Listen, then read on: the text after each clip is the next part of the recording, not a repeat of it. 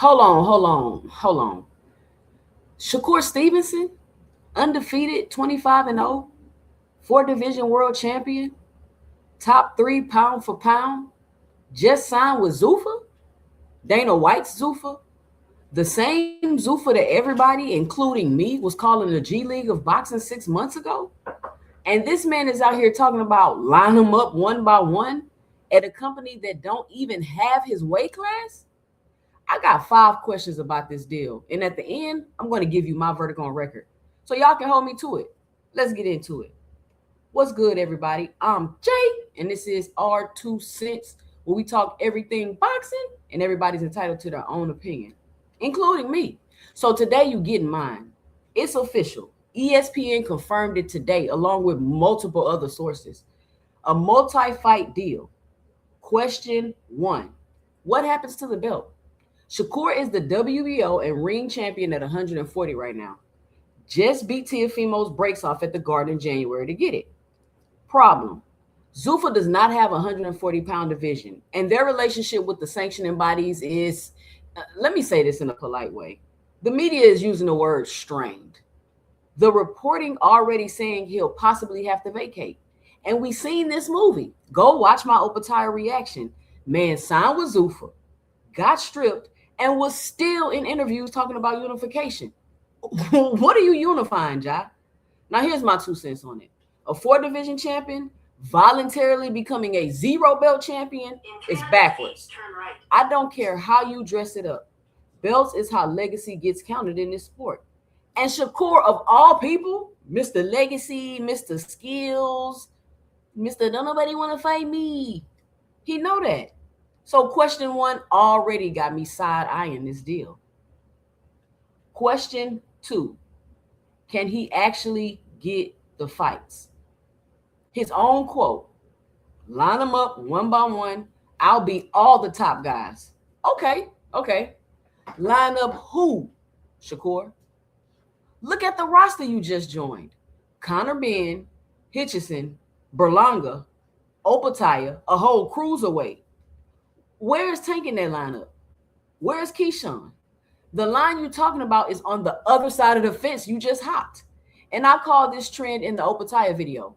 Watch how Zuffa fighters start talking like everybody outside Zuffa is the one ducking.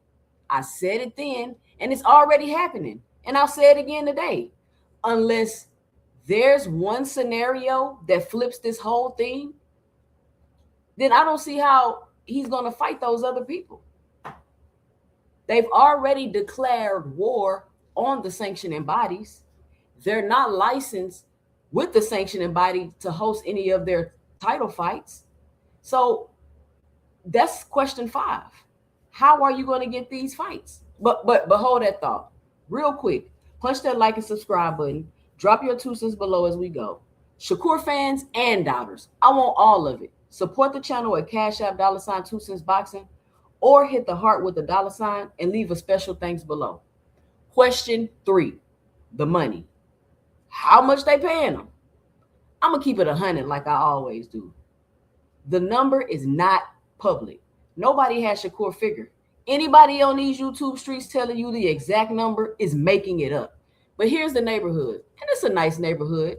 Eddie Hearn, who has lost Shakur, so add salt, says Zuffa is paying roughly 5 times market rate, and he's calling the model unsustainable. And Conor Ben reportedly made $15 million for one Zuffa fight. Conor Ben. So if Ben money is 15, the best fighter on the roster ain't taking less. And listen, I will never be mad at a fighter securing the bag. Y'all know that. I always support fighters doing what's best for their family. Short careers, brutal sport, get your money. My issue was never the check. My issue is what the check might be buying him out of. Which brings me to these uniforms. The uniform, the photos, the legacy. Question 4. Y'all seen the rollout photos? The Zuffa kit? The whole UFC style production? And I'm going to say what I saw. To me, the man did not look happy in some of them photos. That's my read. I'm standing on it.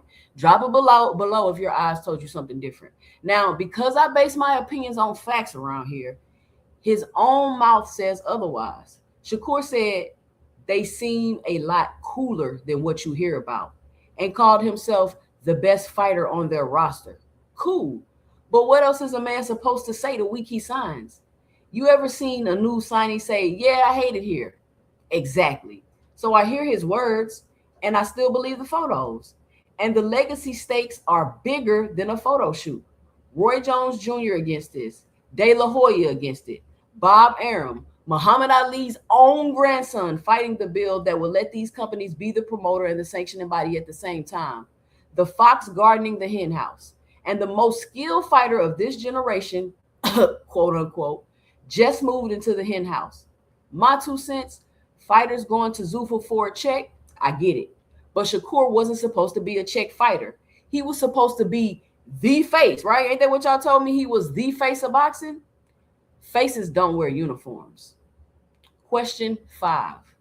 The one scenario that flips it. Now, the part I promise. The one thing that makes this signing different from every signing before it, who else been heavily linked to Zuffa for months? Devin, the dream, turned into a nightmare, Haney. And it's been reported Shakur and Devin already it's being reported that Shakur and Devin already agreed to principle to a catchweight at 144. Bill Haney told the media this week they're targeting Shakur or Keyshawn for the fall. So follow me. If Devin lands at Zuffa 2, the fight boxing politics could never make suddenly lives under one roof. One promoter, one negotiation, no sides of the street. That would be Dana buying the best fight in the weight range with 2 checks. And if that's the actual plan behind this signing, you could say it's a chess move.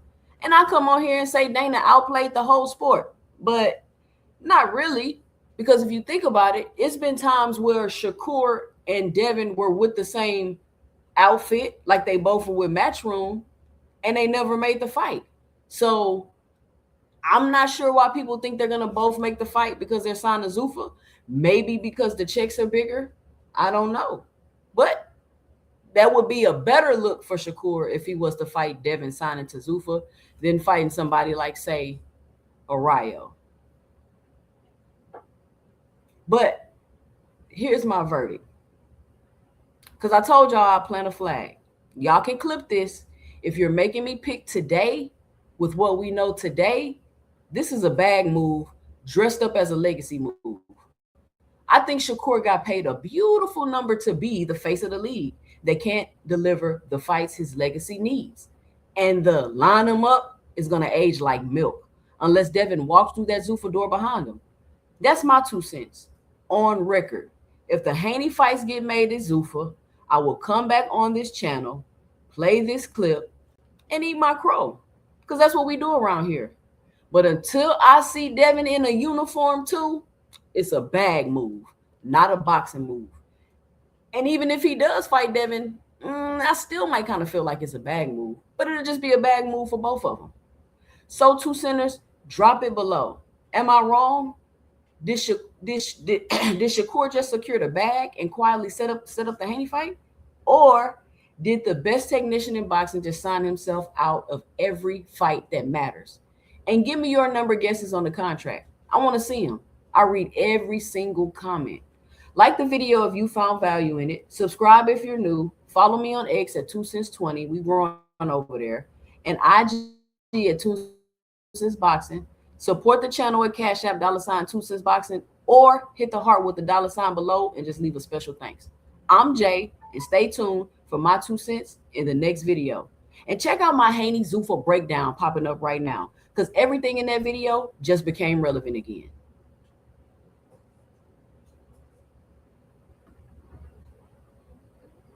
The video.